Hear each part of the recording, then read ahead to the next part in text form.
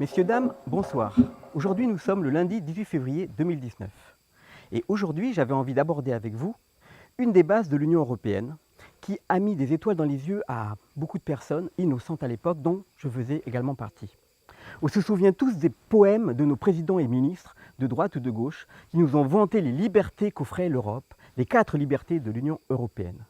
Ces 4 libertés du traité de libre-échange qui sont la libre circulation des marchandises, la libre circulation des personnes, la libre circulation des travailleurs et la libre circulation des capitaux.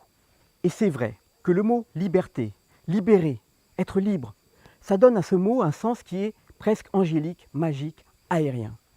Mais pour arriver à libérer les domaines cités ci-dessus, il faut que les pays délèguent leur pouvoir pour en suivre ensemble les règles. La première des libertés, qui est la libre circulation des marchandises, pour qu'elles puissent circuler librement dans le marché commun, on va devoir déléguer à l'Union européenne notre pouvoir de douane, nos frontières, mais aussi les taxes et les recettes douanières du marché extérieur. Mais on a également abandonné les quotas d'importation et les quotas d'exportation de nos produits, ces quotas qui permettaient à un État souverain de pouvoir contrôler les marchandises qui entraient, afin de ne pas ruiner nos agriculteurs, nos éleveurs ou d'autres producteurs qui faisaient également ces mêmes marchandises à l'intérieur de notre État. Et les taxes de douane, si elles ne sont plus présentes aujourd'hui dans les produits qui rentrent dans notre pays, elles créent un manque à gagner pour l'État. Donc, uniquement pour la libre circulation des marchandises, le marché commun, nous avons délégué de nombreuses compétences d'État. On prend la deuxième liberté, la libre circulation des personnes. Pour les plus anciens, on se souvient de Schengen, qui permettait déjà de circuler librement dans la zone Schengen, définie par les pays européens qui en avaient adopté le traité. Il existe d'ailleurs des pays qui sont dans la zone Schengen, mais qui ne sont pas et qui n'ont jamais encore ratifié, enfin qui ne voudront sûrement pas ratifier le traité de l'Union européenne. Mais Schengen, tout comme l'OTAN, qui est désormais inclus dans le traité TUE, TFUE de l'Union européenne. La liberté de circulation des personnes dans l'UE est à mon sens la seule liberté qui n'entraîne pas de perte notable pour nous, simples citoyens que nous sommes. Mais cette liberté de circuler sans frein, sans frontières, dans toute l'Union, est aussi un danger, car elle offre par exemple aux terroristes ou aux bandits une marge de manœuvre qui leur permet de circuler dans toute l'Union européenne sans être affectés par un contrôle de douane, sans être freinés ni dans leur déplacement, ni dans leur approvisionnement en armes ou autres. Donc la liberté de circulation sans contrôle et sans frontières peut aussi poser problème dans certains domaines et notamment au niveau de la sécurité intérieure. Si on y ajoute le fait que, en faisant partie de l'OTAN, on bombarde des pays en partenariat avec la coalition arabe et les États-Unis, et que forcément on se crée des ennemis. On devrait en toute logique protéger nos frontières, non? La libre circulation dans la zone de l'UE comprend aussi le fait que les répartitions de migrants dans les pays de l'Union européenne sont gérées directement par la Commission européenne.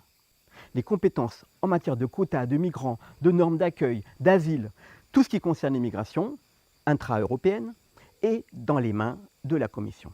Nous en avons délégué les compétences. Le pire dans tout ça, c'est que quand on voyage dans un autre pays du monde, dans n'importe quel autre pays du monde, il suffit de présenter notre passeport et on n'a aucun problème pour voyager dans cette zone. D'ailleurs, qui voyage dans une zone de l'Union européenne plutôt qu'à l'extérieur? Moi j'ai fait les USA, le Chili, le Suriname, Cuba. On n'est pas bloqué aux frontières. On passe à la libre circulation des travailleurs dans la zone de l'Union européenne. Avec cette liberté, on peut y voir la possibilité de s'implanter ou de s'installer dans un pays plus riche et dont la paye est meilleure qu'en France, par exemple en Allemagne, pour y travailler quelque temps. Mais de la même façon, les pays au SMIC plus bas sont aussi attirés par le travail et les services qu'ils peuvent offrir à la France. Étant donné qu'un SMIC bulgare ou hongrois est d'environ 300 €, on imagine facilement que les entreprises étrangères emploieront de la main-d'œuvre à bas coût et leur affleuront forcément les marchés. Il faut s'adapter ou mourir. Au final, cette magnifique liberté va nous obliger à baisser nos charges sociales et salariales, voire même nous faire baisser nos salaires pour contrecarrer une concurrence déjà très grande. Et quand on découvre que le travail détaché peut également venir de pays hors de la zone euro, là on se dit que le chômage en France n'est pas prêt de s'arranger. Je vais finir notre rendez-vous citoyen sur la 4e liberté, la libre circulation des capitaux. Cette liberté n'a pas été créée pour nous, enfin, pas pour une tranche moyenne ou pauvre. Le concept pour cette liberté est qu'on interdit à tout État de freiner les mouvements de capitaux. Et qui dit capitaux dit finance, fiscalité, délocalisation. Cette mesure permet aux ultra-riches de se payer des services d'un avocat qui va vous délocaliser vos bénéfices virtuellement et les faire passer à l'étranger par des sociétés dites écrans ou des prête-noms. Mais ça permet aussi de créer de vraies sociétés qui vont servir d'écran, tout ça de manière très légale.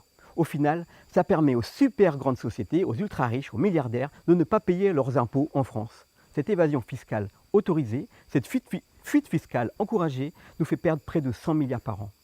Finalement, les près de 100 milliards perdus sur la fuite fiscale doivent se rattraper par des augmentations de TVA ou CSG ou autres charges indirectes. À terme, l'harmonisation de la zone euro n'allant que dans le même sens. On aura donc des augmentations sur toutes les charges indirectes que payent le maximum de gens, donc moi, vous, les plus modestes, et surtout les plus modestes.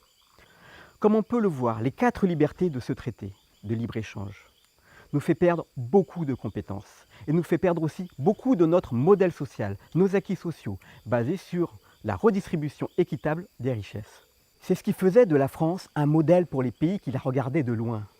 Les services publics, qui sont liés au prélèvement sur les salaires, les hauts salaires et sur les bénéfices des grandes sociétés. Ce système social de répartition est totalement remis en question par les 4 libertés.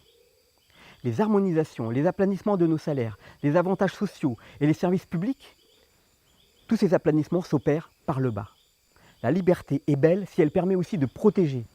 Et il y a des libertés qui, si elles ne sont pas freinées, peuvent poser problème à l'ensemble de la société. Je vous remercie de m'avoir écouté et vous donne rendez-vous lundi prochain pour un nouveau rendez-vous citoyen.